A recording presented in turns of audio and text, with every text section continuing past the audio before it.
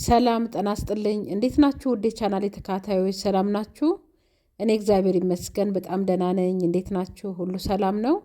ዛሬ ደግሞ የጾም ፓስታ ፉርኖ ነው ይዤላችሁ የመጣሁት። በቀላሉ ደግሞ በመጥበሻ አድርገን ዛሬ እንደዚህ ቆንጆ የሆነ ፓስታ ፉርኖ እንሰራለን። ትወዱታላችሁ። በጣም የሚጣፍጥ ቀለል ያለ ስራ ነው።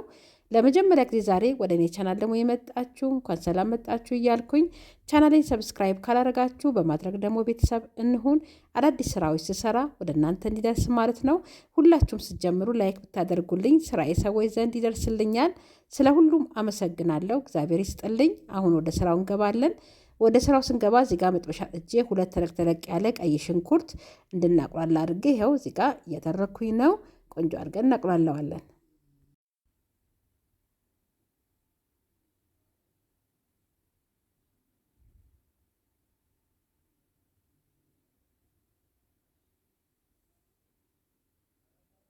ይሄን ያህል ደረቁን ካቁላላነው በኋላ አንድ ካሮት ፈቅፍቄ ጨምሬበታለሁ። ካሮት ስንጨምርበት ቆንጆ ስለሚያደርገው ካሮት ተጠቅሜያለሁ። ከዛ ዘይት ጨመርኩበት። ዘይቱ ባይበዛ ጥሩ ነው፣ በኋላ ላይ እንዳይጠልብን ማለት ነው። የተወሰነ ዘይት ነው የጨመርኩበት። በሱ ደግሞ አድርገን ካሮትና ቀይ ሽንኩርቱን በደንብ አድርገን እናበስለዋለን። ይሄን ያህል ካበሰልነው በኋላ አንድ ፍሬሹን ቲማቲም ነው የጨመርኩበት።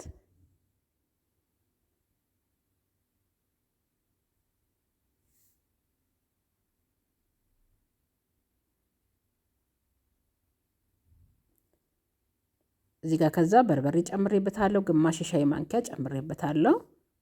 ያው በርበሬ ከለሩንም ትንሽ ወሰድ ስለሚያደርግልን ቆንጆ ያደርግልናል።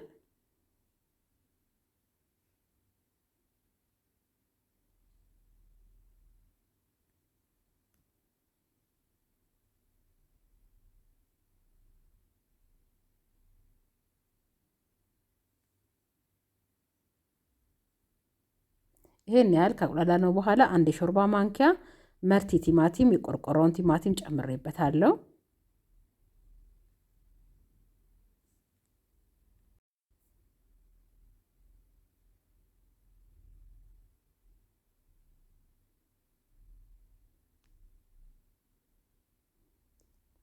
ሞቅ ያለ ውሃ ትንሽ ጨመርኩበት።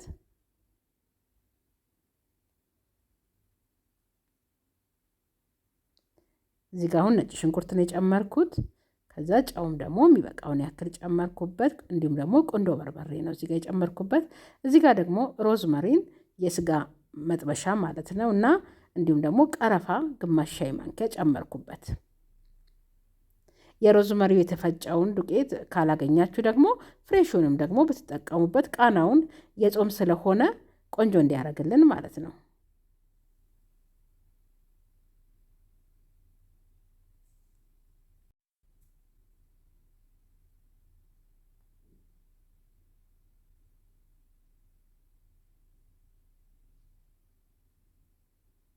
ይሄው እንደዚህ አድርገን ቆንጆ አድርገን ጨርሰነዋል። እሱን ደግሞ አስቀምጠን ደግሞ ፓስታውን እንቀቅላለን። እዚህ ጋር ውሃ እያፈላሁ ነው ለፓስታ።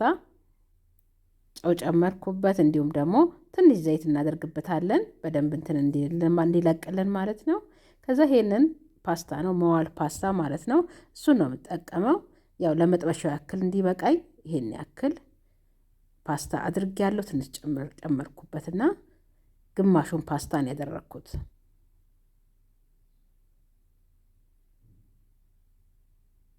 በጣም ሳናበስለው ትንሽ ቀረት አድርገን እናወጣዋለን። እሱን እያበሰልኩ ደግሞ እዚህ ጋር ደግሞ ክሬም እንሰራለታለን። ያው ጾም ስለሆነ በዘይት ነው የምንሰራውና ዘይት እዚህ ጋር አደረኩበትና እዚህ ጋር ሁለት የሾርባ ማንኪያ ዱቄት አድርጌበታለሁ። ዱቄቱን ትንሽ ከዘይቱ ጋር ጠበስ እናደርገዋለን እንደዚህ ቆንጆ ቃና እንዲያመጣልን ማለት ነው።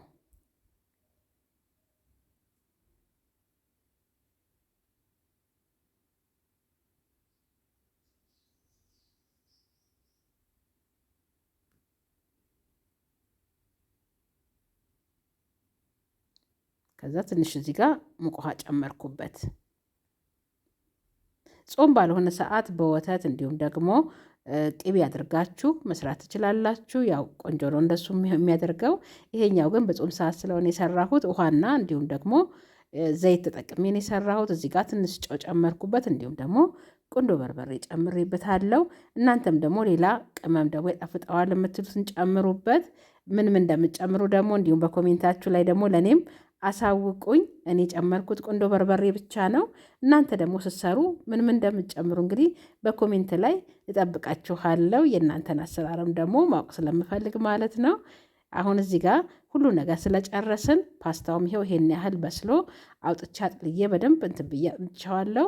እሱን እንደዚህ ዕቃ ላይ እናደርግና ከሰራነው ስጎ አድርገን እንዲሁም ከክሬማችን ደግሞ አድርገን አንድ ላይ እናዋህደዋለን።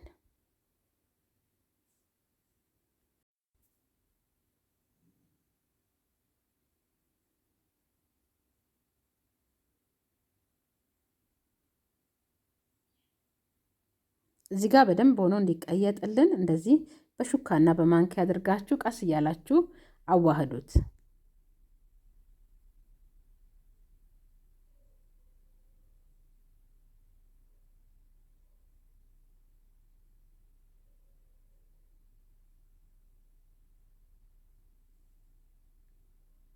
ያው እንደዚህ አድርጌ ሁሉንም አዋህጀዋለሁ። እዚህ ጋር ደግሞ የምናበስልበትን መጥበሻ እጅ ያለው እሱ ላይ ትንሽ ዘይት አደረግኩበት።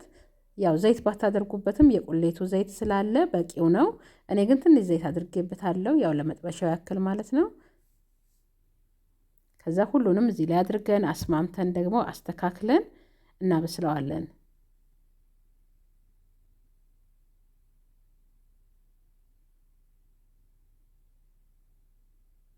ለጾም ጊዜ እንግዲህ እንደ አማራጭ እንደዚህ አድርገን መስራት እንችላለንና ሞክሩት። በእውነት በጣም ቆንጆ ነው።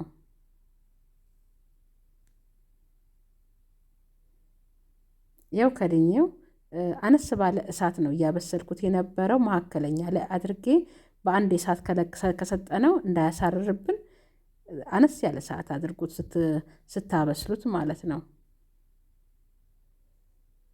ከዛ ከላይ ሳህን አድርገን እንገለብጠዋለን።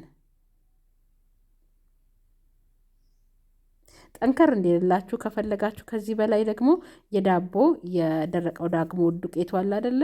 እሱንም ብታደርጉበት አንድ ላይ ስትለውሱ ጠንከር ያለ ይሆንላችኋል ማለት ነው። እንደዛም ይቻላል።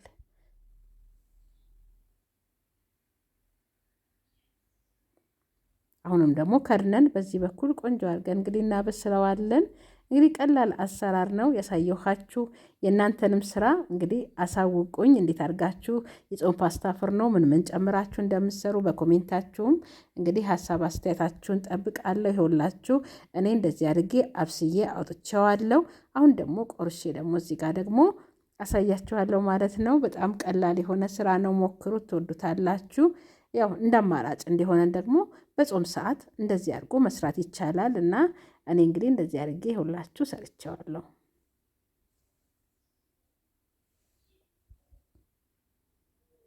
እስካሁን እንግዲህ ከኔ ጋር ስለነበራችሁ ሁል ጊዜ ስለምታበረታቱኝ በጣም ነው ማመሰግነው። እግዚአብሔር ይስጥልኝ። ዛሬም ደግሞ ላይክ አድርጋችሁ ስራ ሰዎች ዘንድ እንዲደርስ ብታደርጉልኝ በጣም ደስ ይለኛል።